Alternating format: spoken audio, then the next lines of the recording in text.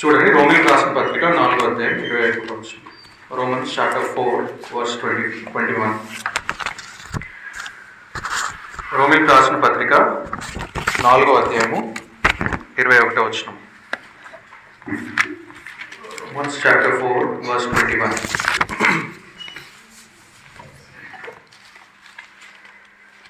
Page number 136. రోమిలకు రాసిన పత్రిక 4వ అధ్యాయము 21వ వచనం. దేవుని మహిమపరిచి ఆయన వాగ్దానం చేసిన దాన్ని నెరవేర్చుటకు సమర్థుడని రూఢిగా విశ్వసించి విశ్వాసం వలన బలమునంది. మరలా మనందరం కలిసి చదువుదాం. Page number 136. Romans chapter 4 verse 21. దేవుని మహిమపరిచి ఆయన వాగ్దానం చేసిన దాన్ని నెరవేర్చుటకు సమర్థుడని రూఢిగా విశ్వసించి విశ్వాసం వలన బలమునంది. ఒక మాట ప్రార్థన. కాబట్టి ఈ వాగ్దానాలను బట్టి పొందనాలు, మీరు మాకు ఇచ్చిన లేఖన భాగంలోని బట్టి పొందాలి. మీ ఆత్మ ద్వారా ప్రేరేపింపబడి రాయబడ్డాని ప్రతి వచనం బట్టి మేము స్తుతిస్తున్నాము, ప్రార్థిస్తున్నాము. వాగ్దానం చేసిన వాడు నెరవేర్చటకు సమర్థుడు అని నీ యొక్క సామర్థ్యతను బట్టి మాకు నమ్మకం కలుగుతుంది. దాన్ని బట్టి మేము స్తుతిస్తున్నాము. కొన్ని నిమిషాలు మాత్రమే నీ వాగ్దానాలను బట్టి, నీ వాక్యం గురించి, నీ వాగ్దానాల గురించి కొంచెం ధ్యానిస్తున్నట్టుగా తండ్రి మీరే మాకు సహాయం చేయండి. కాన్సన్ట్రేషన్ అనే నుంచి మీ ఆత్మ ద్వారా నడిపించండి. చిన్న ప్రార్థనలకు ఇచ్చమని యేసుక్రీస్తు నామములో స్తుతించి ప్రార్థించడం పెట్టుకుంటున్నాం తండ్రి.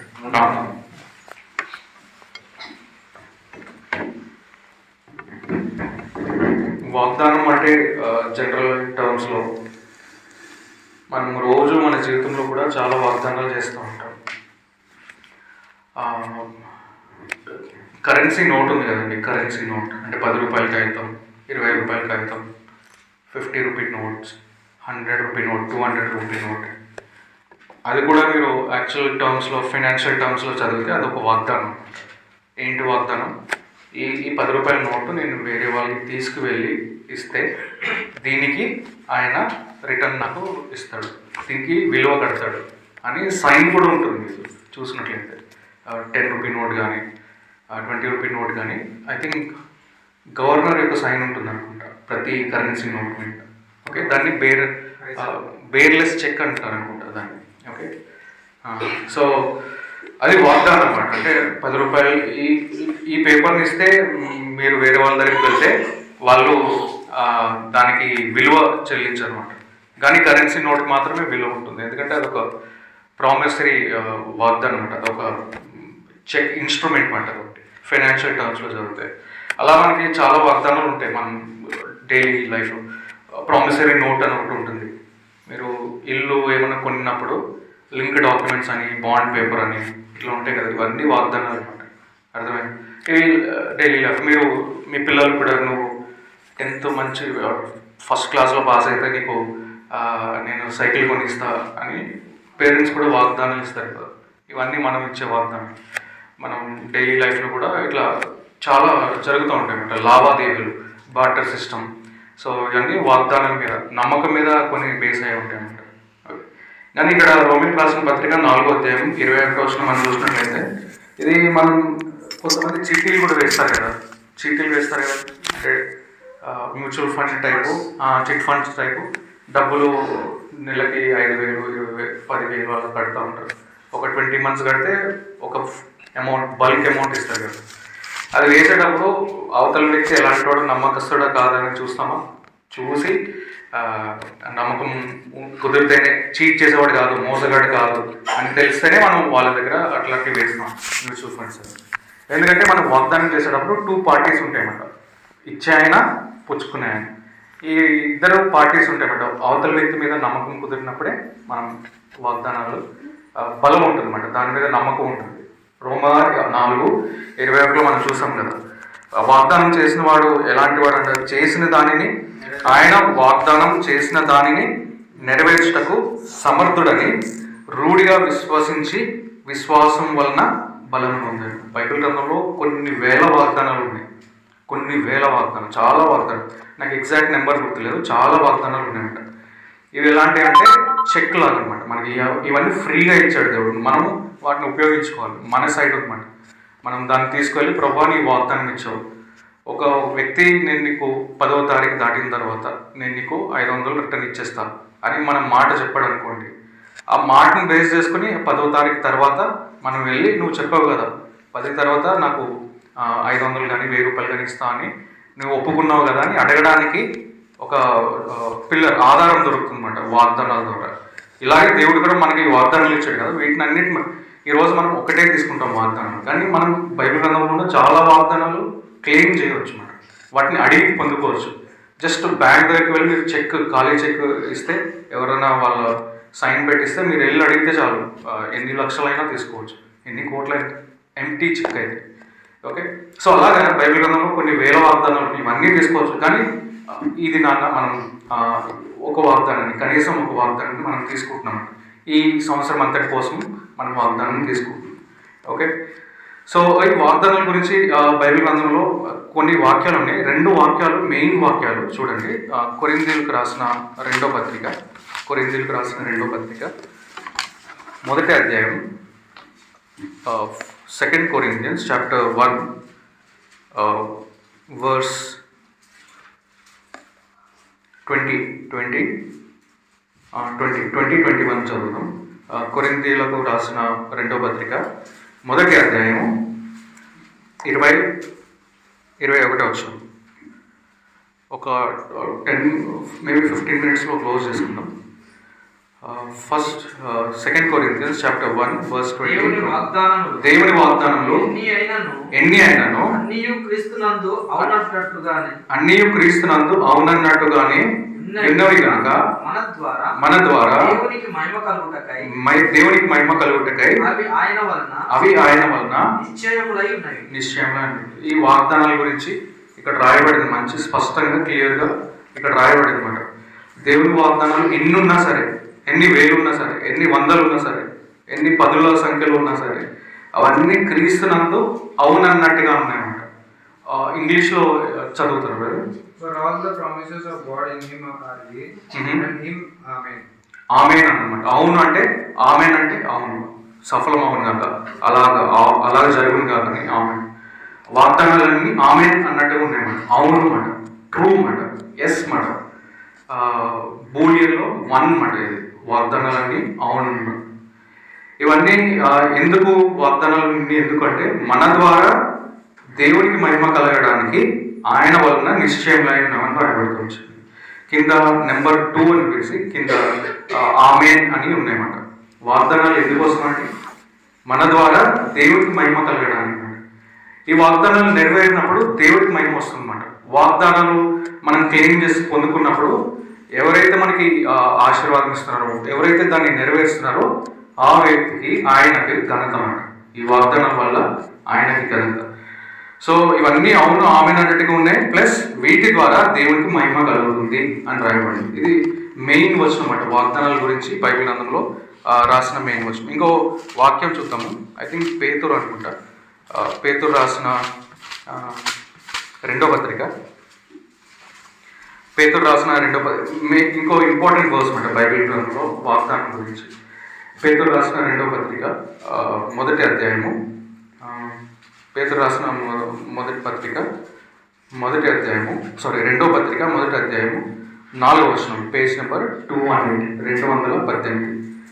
ఆ మహిమ గుణాతిశయములను బట్టి ఆయన మనకు అమూల్యములను అత్యధికములైన వాగ్దానములను అనుగ్రహించి ఉన్నాడు. దురాశను అనుసరించడం వలన లోకమందున్న భ్రష్టత్వమును ఈ వాగ్దానాల మూలంగా మీరు తప్పించుకొని దేవ స్వభావమందు పాలివారగునట్లు వాటిని అనుగ్రహించండి. Very powerful verse. First verse చూసాము కొరింథీయులకు రాసిన 2వ పత్రిక 1వ అధ్యాయంలో రాయబడ్డాన్ని మనం చూసాం 20వ వచనంలో. వాగ్దానాలన్నీ అవును ఆమేన్ అన్నట్టుగా ఉన్నాయి. ఎందుకు వాగ్దానాలు? ఎందుకంటే మన ద్వారా దేవునికి మహిమ కలగడం. ఇక్కడ ఇంకా పవర్ఫుల్ వర్స్ ఇది. 2 Peter చాప్టర్ 1 వర్స్ 4లో ఏమని రాయబడింది అంటే ఆయన మనకు అమూల్యములను అత్యధికములైన, ఈ వాగ్దానాలు ఎలా అంటే అమూల్యము, మూల్యం లేని అనమాట, చాలా కాస్ట్లీ అనమాట. ఈ వాగ్దానాలు అనేవి చాలా కాస్ట్లీ అని రాయబడి వచ్చింది. తర్వాత అత్యధికంలో చాలా ఉన్నాయన్నమాట, ఇవన్నీ అధికమైన అనమాట. తర్వాత వీటి పర్పస్ ఏంటి, ఎందుకు వాగ్దానాలు ఉన్నాయని కింద దురాశను అనుసరించడం వలన లోకంలో ఉన్న ఈ భ్రష్టత్వమును ఈ వాగ్దానాల మూలంగా మీరు లోకంలో ఉన్న భ్రష్టత్వాన్ని తప్పించుకోవడానికి వాగ్దానాలు దేవుడు మనకి ఇస్తాడు. డైరెక్ట్ ఇక్కడ రాయబడిన ఓ మాట చదువుతున్నాను. లోకంలో ఉన్న భ్రష్టత్వమును ఈ వాగ్దానం మూలంగా మీరు తప్పించుకొని, తర్వాత అది ఫస్ట్ రీజన్, దేవ స్వభావం అందు పాలివారం. దేవుని యొక్క స్వభావం ఉంటుంది కదా, అందులో మనం పాలు పంచుకోవడానికి వాగ్దానాలు ఇచ్చాడనమాట. దేవుని యొక్క స్వభావం ఏంటి? దేవుని యొక్క స్వభావం ప్రేమ. దేవుని యొక్క స్వభావం ఏంటి? దేవుని యొక్క స్వభావం మంచితనం. దేవుని యొక్క స్వభావం ఏంటి? దేవుని యొక్క స్వభావం దయాళుత్వం. దేవుని యొక్క స్వభావం ఏంటి? దేవుని యొక్క స్వభావం పరిశుద్ధత. దేవుని యొక్క స్వభావం ఏంటి? దేవుని యొక్క స్వభావం సాత్వికము. దేవుని యొక్క స్వభావం ఏంటి? దేవుని యొక్క స్వభావం మంచితనం. దేవుని యొక్క స్వభావం ఏంటి? పవిత్రత. సో ఇవన్నీ, ఈ స్వభావాలన్నింటిలో పాలు పంచుకోవడానికి, దేవ స్వభావంలో పాలు పంచుకోవడానికి వాగ్దానాలు అని రాయబడిందన్నమాట. సో కొత్తగా ఉంది ఈ విషయం, కొత్తగా ఉంది. దేవుని యొక్క స్వభావంలో ఈ వాగ్దానాల వల్ల మనం పాలు పంచుకుంటాం అన్నమాట. ఇంకోటి, లోకంలో ఉన్న దురాశను అనుసరించడం వల్ల లోకంలో ఉన్న భ్రష్టత్వం. భ్రష్టత్వానికి ఇంగ్లీష్లో ఏమనుంది? భ్రష్టత్వం అంటే వికర్నెస్, కరప్షన్ నుంచి తప్పించుకోవడానికి దేవుడు వాగ్దానాలు అనుభవిస్తాడు. మనం జనరల్గా వాగ్దానం అనగానే ఏమనుకుంటాం? నేను నిన్ను ఆశీర్వదించను గాక, నేను నిన్ను ఆశీర్వదిస్తాను, లేకపోతే నా కృప నేను విడిచిపోదు, లేకపోతే నీకు నూతన హృదయం ఇస్తా, లేకపోతే మేలుతో నీ హృదయం తృప్తిపరుస్తా, లేకపోతే నీకు స్థలం ఇస్తా. అంటే మనం we wanted to receive them. మనం వాగ్దానం అనగానే ఒక టేకింగ్ యాటిట్యూడ్ అనేది మనకు ఉంటుందన్నమాట. తీసుకునే ఆశీర్వాదం అంటే మనకి మెటీరియల్ బెనిఫిట్స్ వస్తాయి అని చాలామంది, అందుకే 31st నైట్ వస్తారు, ఓన్లీ వాగ్దానాల కోసం వస్తారు. ఆ వాగ్దానం తీసుకోవడంలో కూడా స్వార్థం ఉంది. ఏం స్వార్థము? మనకి ఉద్యోగం. ఏంటి స్వార్థం? మనకి మంచి ఉద్యోగం, ఆస్తి, పెళ్ళి అవ్వడము, లేకపోతే పిల్లలు పుట్టడం, పొందుకోవడానికి మనం వస్తాం. కానీ ఆ రీజన్స్ ఇక్కడ ఉన్నాయా? బైబిల్ గ్రంథంలో వచనాల్లో ఉన్నాయా? అవి లేవు. అంటే డైరెక్ట్ ఇవి మెయిన్ మాట. ఏంటి? భ్రష్టత్వం నుంచి విడిపించడం, తప్పించడానికి అని ఉంది. డైరెక్ట్గా రాయబడింది. భ్రష్టత్వం నుంచి, దురాశ వల్ల కలిగిన భ్రష్టత్వం నుంచి నువ్వు తప్పించడానికి నేను ఇస్తున్నా వాగ్దానాలు. దేవ స్వభావంలో పాలు పొందడానికి నేను ఇస్తున్నా మీకు వాగ్దానాలు. తర్వాత నా ద్వారా, మీ ద్వారా నెరవేరడం వల్ల నాకు మహిమ రావడానికి నేను ఇస్తున్నా. మనం ఈ పర్స్పెక్టివ్లో అస్సలు ఎప్పుడు ఆలోచించాం. ఈ వాగ్దానాల వల్ల నేను దేవుని స్వభావంలో పాలు పొందుతా, ఆయన మంచితనం, ఆయన పవిత్రత, ఆయన స్వభావంలో, ఆయన దయాళత్వంలో, ఆయనలో కనికరించడం, ఆయనలో ప్రేమించడం, ఆయనలా ఎప్పుడు దేవునితో కనెక్ట్ అయి ఉండడం, ఈ వాగ్దానాలలో నాకు ఇది కలుగుతుంది అని మనం ఎప్పుడు, ఇన్ని సంవత్సరాలైనా ఎప్పుడు ఆలోచించుంటాం. ఇలా దేవుని స్వభావంలో పాల్గొంటాం, భ్రష్టాచారం నుంచి తప్పిస్తపడతామని ఎప్పుడు ఆలోచించుంటాం. కానీ this is the biblical standard. ఇది కొంచెం మనకి వినడానికి ఇబ్బందిగా ఉన్న ఈ సత్యం, వాస్తవం. ఇది సత్యం ఎప్పుడు చేదుగానే ఉంటుంది, మనకి ఇష్టంగా ఉండదు అన్నమాట. ఓకే, సో దేవునికి మహిమ కలుగుతుందని అందరూ కూడా చూసుకోవచ్చు. దేవుడు ఈ వాగ్దానాన్ని ఈ రోజుల్లో ఏమంటారంటే మెమోరాండం ఆఫ్ అండర్స్టాండింగ్ అంటారు. G20 సమిట్స్ జరుగుతాయి, దేశాలకి మధ్యలో మీటింగ్స్ జరిగినప్పుడు ఒక డాక్యుమెంట్ ఉంటుందన్నమాట. దాన్ని MOU అంటారు, మెమోరాండం ఆఫ్ అండర్స్టాండింగ్ అంటారు అన్నమాట. ఓకే, సో ఈ మెమోరాండం ఆఫ్ అండర్స్టాండింగ్ అంటారు. వేరే వాగ్దానం అంటే ఏం లేదు, ఒక మాట చెప్పి నేను నెరవేరుస్తా అని ఒక వర్డ్ మన మాట. ఓకే, దాన్ని నిబంధన అంటాం, కవెనెంట్ అని కూడా అంటాం అన్నమాట. ఓకే, మీరు బైబిల్ గ్రంథంలో మనం చూసినట్లయితే ఈ వాగ్దానాలు 3 వాగ్దానాలు ఉన్నాయి కదండి ఇక్కడ. ఇదిగో సమస్తమును నూతనమైనవిగా చేయుచున్నాను, మొట్టమొదటి వాగ్దానం. అంటే ఈ సంవత్సరం మనకి ఇచ్చింది. దావీదు సమస్తమును సంపాదించుకొనెను, రక్షించెను అని రాయబడింది. David recovered all. బైబిల్ భక్సింగ్ గారు రాసిన ఒక మంచి పుస్తకం ఉంది, దావీదు సమస్తమును సంపాదించుకోలేదు. అంటే ఈ సంవత్సరం మనం కూడా సమస్తం తిరిగి సంపాదించుకుంటాము. దీని ద్వారా దేవునికి మహిమ, దీని ద్వారా దేవుని యొక్క స్వభావంలో పాలు, దీని ద్వారా భ్రష్టత్వంలో నుంచి మనం విడిపింపబడతాము అని ఆ పర్స్పెక్టివ్లో మనం ఆలోచించాలి. దావీదు సమస్తమును సమస్తము సంపాదించుకున్నాం అంటే సైట్ పోయింది, సైట్ తిరిగి వచ్చేయడం, లేకపోతే అప్పులు ఉన్నాయి, అప్పులు మొత్తం వచ్చేస్తాం, ఈ పర్స్పెక్టివ్ కాదు. ఓకే, యోవేలు 2:25లో ఏముందంటే మిడతలు తినివేసిన సంవత్సరాల పంటను మీకు మరలా నింపుతాయి. సో వీటి గురించి ఉదయకాలం కొంచెం తక్కువ టైంలో చూస్తాము. ఉదయకాలం ఇప్పుడు ఏంటంటే దేవుడు వాగ్దానాలు ఎలా ఇచ్చాడు, అసలు కవెనెంట్స్ ఉన్నాయన్నమాట బైబిల్ గ్రంథంలో. మీరు ఆది కాండం నుంచి స్టార్ట్ చేసినట్లయితే కవెనెంట్స్, వాటిని నిబంధనలు అని అంటామన్నమాట. దాదాపు 5 కవెనెంట్స్ ఇన్ ద బైబిల్ గ్రంథంలో 5 నిబంధనలు ఉన్నాయి. జస్ట్ విల్ సీ వర్స్ మాత్రం చూసి మనం ఈ నిబంధనలు ఉన్నాయని కొన్నిసార్లు తెలియదు మనకి. ప్రతి కవెనెంట్కి ఒక గుర్తు ఉంటుంది అన్నమాట, ప్రతి నిబంధనకి ఒక సింబల్ ఉంటుంది అన్నమాట. సో ఏంటి చూద్దాం, చూడండి. ఫస్ట్ది నోవాయిక్ కవెనెంట్ అనమాట. నోవాతో దేవుడు చేసిన నిబంధన. ఇది ఎక్కడ ఉంటుందండి? ఆది కాండము 9వ అధ్యాయం అనుకుంటా. ఆది కాండము 9వ అధ్యాయం. నేను జస్ట్ మనకు అవసరమైన వచనం మాత్రమే నేను చదువుతాను, ఎందుకంటే సమయం అయిపోతుంది కాబట్టి. ఆది కాండము 9వ అధ్యాయము 12వ వచనం. ఆది కాండము 9వ అధ్యాయం నోవాయిక్ కవెనెంట్ అనమాట. నోవాయిక్ కవెనెంట్ అంటారు దీన్ని. మొట్టమొదటి నిబంధన, దేవుడు మనిషితో చేసిన నిబంధన, ఒక వాగ్దానం అన్నమాట. ఓకే, సో ఆది కాండము 9వ అధ్యాయం 12వ వచనం ఏమనుంది? మరియు దేవుడు నాకును మీకును మీతో కూడున్న సమస్త రాసులకు మధ్య నేను తరతరములకు ఏర్పరచుచున్న నిబంధనకు గుర్తు ఇదే, మేఘములో నా ధనుస్సు నుంచి తిని అది నాకును భూమికి మధ్య నిబంధనకు గుర్తుగా ఉంటును. భూమిపైకి నేను మేఘమును రప్పించినప్పుడు ఆ ధనుస్సు మేఘంలో కడపడును. అప్పుడు నాకును మీకును సమస్త జీవరాశులకు మధ్యనున్న నా నిబంధనను జ్ఞాపకం చేసుకోవడం కనుక సమస్త శరీరాలను నాశనం చేయటకు అలాగూ ప్రవాహంగా నీళ్లు రావు. ఆ ధనుస్సు మేఘంలో కనబడదును, మేఘంలో ఉండును. నేను దాన్ని చూచి దేవునికి భూమి మీద ఉన్న సమస్త శరీరాలకు ప్రాణం గల ప్రతి దానికి మధ్యను నిత్య నిబంధన జ్ఞాపకం. నోవాయిక్ కవెనెంట్ మనం చూసాం. ఇది ఎప్పుడు కలిగిందండి? ఈ నోవాయిక్ కవెనెంట్ ఎప్పుడు కలిగిందని చూసినట్లయితే దాదాపు 2300 BC, క్రీస్తు పూర్వం 2300, 2300. ఇప్పుడు ఎంత అండి? మనం ఉండేది 2025 కదా.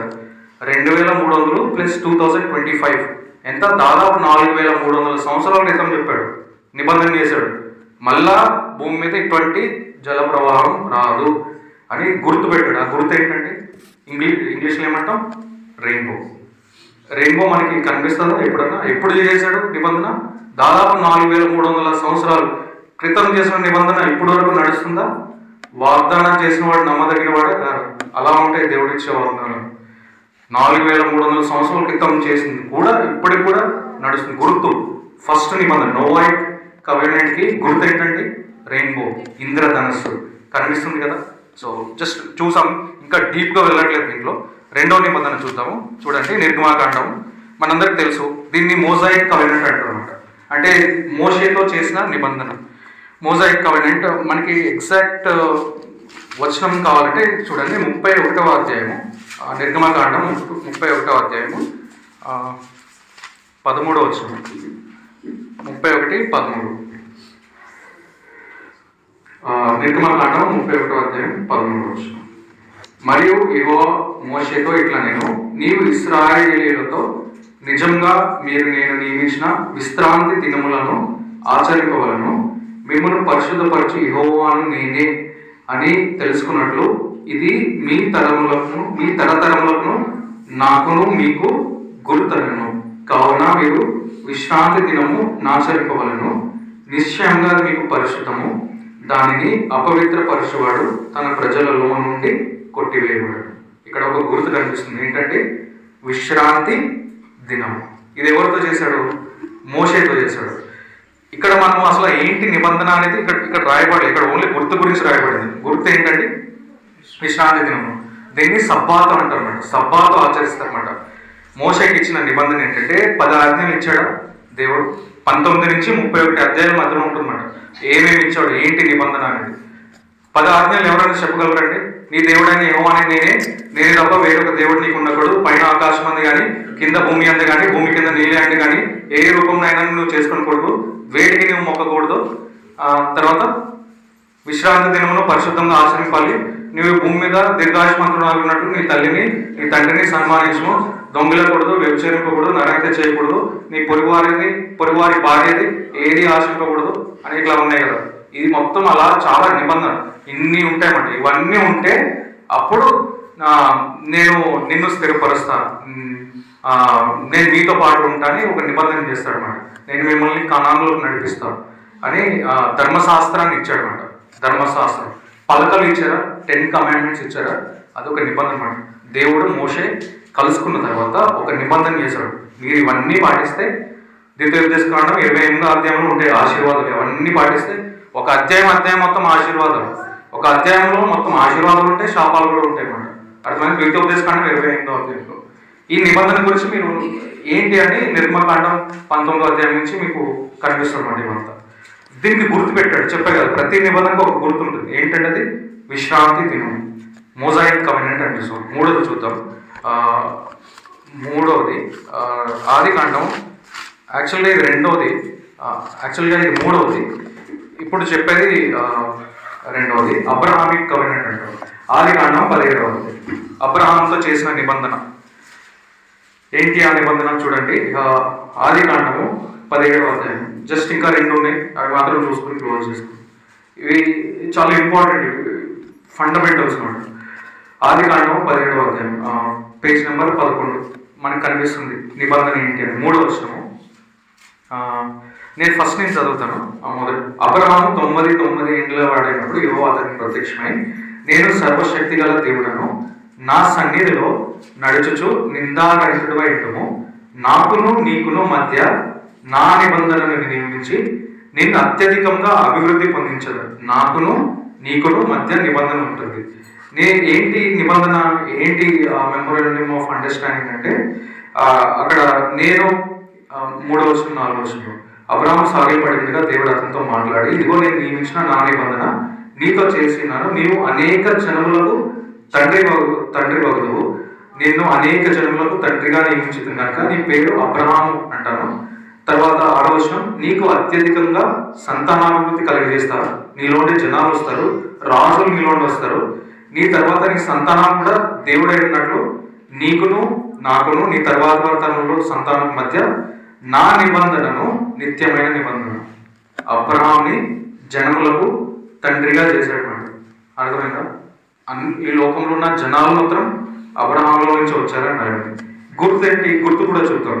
చూడండి, మీరు 11వ వచనం, 17వ అధ్యాయం 11. గుర్తు, మీరు మీ గోప్యాంగ చర్మమున సున్నతి పొందవలనను, అది నాకు నీకు మధ్య నున్న నిబంధనకు సూచనగా ఉన్నాడు. రెండోది యాక్చువల్గా అబ్రహామిక్ కవెనెంట్ అన్నమాట. దేవుడు ఇసుక రేణువుల వల్లే ఈ సంతానాన్ని అభివృద్ధి చేస్తాను, నక్షత్రాల వల్లే నేను నీ సంతానాన్ని అభివృద్ధి చేస్తాను, దేశాల్లో నీ పిల్లలు ఉంటారు, రాజులు నీలో నుండి బయటకు వస్తారు అని నిబంధన చేశాడు. ఈ నిబంధనకి గుర్తు ఏంటంటే సున్నతి. సున్నతి ఇప్పటికీ కూడా యూదా దేశంలో చేస్తారు. ముస్లిమ్స్ కూడా ఈ సున్నతిని ఆచరిస్తారు. గోప్యాంగ చర్మము అక్కడ ఉంది కదా, నేను ఓన్లీ వాక్యంలో నుంచే చెప్తున్నాను. మీరు 11వ, మీరు మీ గోప్యాంగ చర్మమున సున్నతి పొందవలను రాయబడింది. సున్నతి ఒక గుర్తు. ఫస్ట్ కవెనెంట్ చూసాం, నోవా కవెనెంట్కి గుర్తు ఏంటంటే ఇంద్రధనస్సు. నోవాతో ఏంటి నిబంధన అంటే ఇంకెప్పుడు భూలోకం మీద జల ప్రవాహం రాదు. యాక్చువల్గా ఇది సెకండ్ మాట, ఆదికాండంలో ఉంది కాబట్టి ఇది సెకండ్. అబ్రహామిక్ కవెనెంట్ ఏంటి? నీ జనం విస్తరింపజేస్తారు, రాజులు నీలో నుండి బయటకు వస్తారు. గుర్తు ఏంటి? సున్నతి. మోజాయిక్ కవెనెంట్ చూసాం, మోషేతో దేవుడు చేసిన నిబంధన మనం చూసాం నిర్మాకాండంలో. గుర్తు ఏంటి? విశ్రాంతి సబ్బాతు అని చూసాం అన్నమాట. 4వ నిబంధన మనం చూద్దాం. ఇది దావీదుతో చేశాడు దేవుడు. చూడండి, 2వ సమయాలు అనుకుంటా, ఒక్క నిమిషం. 2వ సమయాలు 7వ అధ్యాయం. 2వ సమయాలు 7వ అధ్యాయం. కొంచెం లేట్ అయినా కొంచెం వెయిట్ చేయండి. Page number 258. 2 Samuel chapter 7 verse 16-17. Page number 258, 16-17, 15, 16, 17. లేకపోతే ముందు నుంచి నేను చదువుతాను, 13 నుంచి నేను చదువుతాను. 2వ సమయంలో 7వ అధ్యాయము 13 నుంచి 17 వరకు నేను చదువుతాను. అతడు నా నామఘనత కొరకు ఒక మందిరం కట్టించును, అతని రాజ్య సింహాసనము నేను నిత్యముగా స్థిరపరచెదను. నేను అతనికి తండ్రిని అతను, అతడు నా కుమారుడను. అతడు పాపం చేసిన ఇలా నరుల దండములతో మనుషులకు తగులు దెబ్బలతో అతను శిక్షించును. కానీ నిన్ను స్థాపించుటకై నేను కొట్టివేసిన సౌలునకు నా కృప దూరమైనట్లు అతనితో నా కృప దూరం చెందును. నీ మట్టుకును నీ సంతానం నీ రాజ్యము నిత్యము స్థిరమగును, నీ సింహాసనము నిత్యము స్థిరపరచబడును అనేను. తనకు కలిగిన దర్శనం అంతటిని బట్టి ఈ మాటలన్నింటినీ చెప్పిన నాతాను దావీదునకు వర్తమానం తెలియజేశారన్నమాట. ఓకే, ఏంటి నిబంధన? దావీదుతో చేసిన నిబంధన అంటే ఎప్పుడు దావీదు యొక్క లీనియేజ్లో ఒక రాజు సింహాసనం మీద ఆసీనుడై ఉండడం. ఇది దేవుడు దావీదు చేసిన నిబంధన. ఎప్పుడు సింహాసనం మీద నీ సంతానంలో ఒక వ్యక్తి ఎవ్రీ టైం హెవీ ఎంతో ఎప్పుడు రాజు ఉంటాడు. అట్లీస్ట్ ఒక ఇది మాట నిబంధన.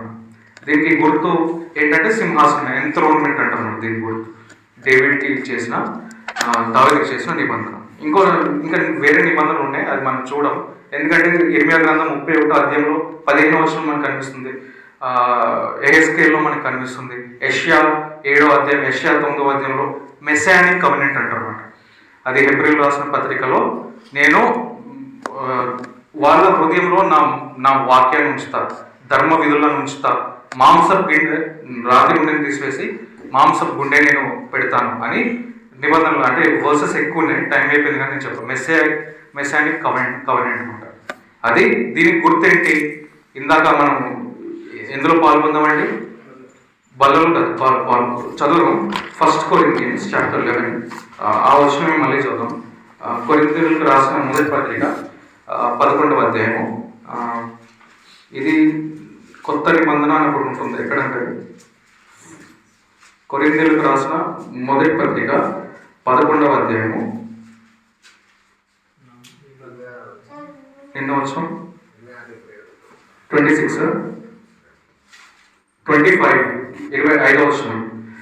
ఆ ప్రకారమే భోజనమైన పిమ్మట ఆయన పాత్రను ఎత్తుకొని, ఈ పాత్ర నా రక్తం వలనైన క్రొత్త నిబంధన, మీరు దీనిలోనిది త్రాగినప్పుడల్లా నన్ను జ్ఞాపకం చేసుకున్నట్టుకై దీన్ని చేయడం చెప్పాడు.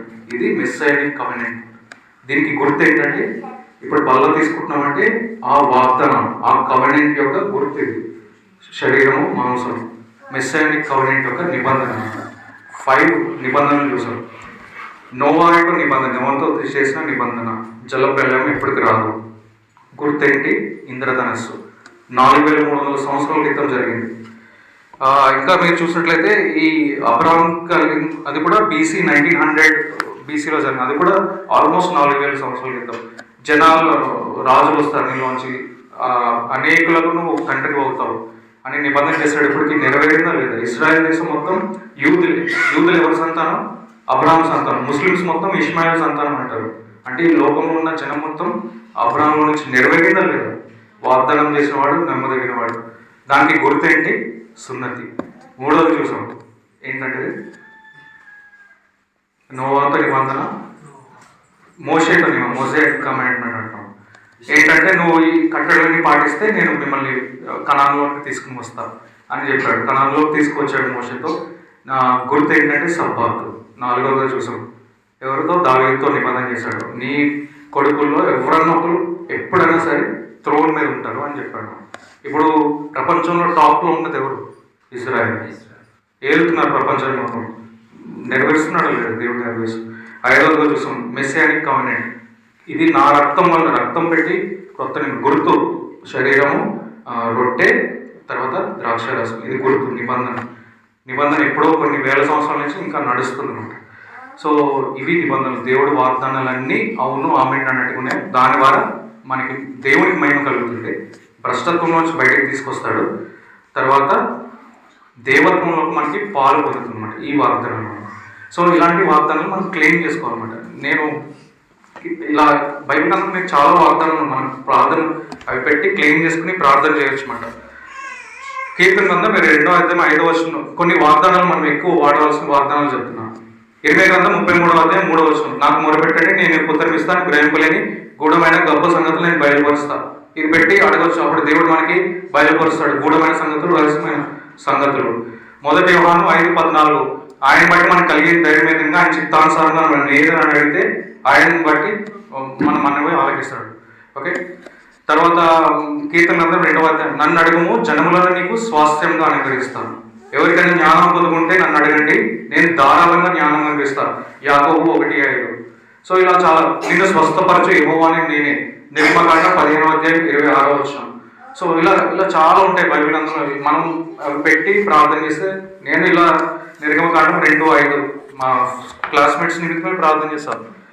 జన్మను స్వాస్థంగా ఇస్తాను, ఈ క్లాస్మేట్స్ ఇంతమందిని నువ్వు అనుగ్రహించు, వీళ్ళకి సువార్త ప్రకటించాలి అని సంవత్సరం ప్రార్థన చేస్తే, సంవత్సరం తర్వాత మా ఇంటికి మా ఫ్రెండ్స్ అందరూ వచ్చారు. వాళ్ళందరికీ సువార్త ప్రకటించడానికి బైబిల్ ఇవ్వడానికి దేవుడు సాయం. అట్లా క్లెయిమ్ చేసి లాంగ్ టైం ప్రేయర్ చేయాలి. తక్కువ టైం ప్రేయర్ చేస్తే వెంటనే రావాలి, టైం తీసుకుంటారు. సో ఆ విధంగా ఈ వాగ్దానాలు కూడా దేవుడు మన జీవితంలో నెరవేర్చడానికి, ఆయనకి మహిమ కలగడానికి, పరిశుద్ధతలోనికి, భ్రష్టత్వం నుంచి బయటపడడానికి, దేవత్వంలో పాలు పొందడానికి దేవుడు మన జీవితంలో కూడా ఈరోజు ఈ వాగ్దానాన్ని నెరవేర్చుకుంటాడు. వాక్యాన్ని దీవించు.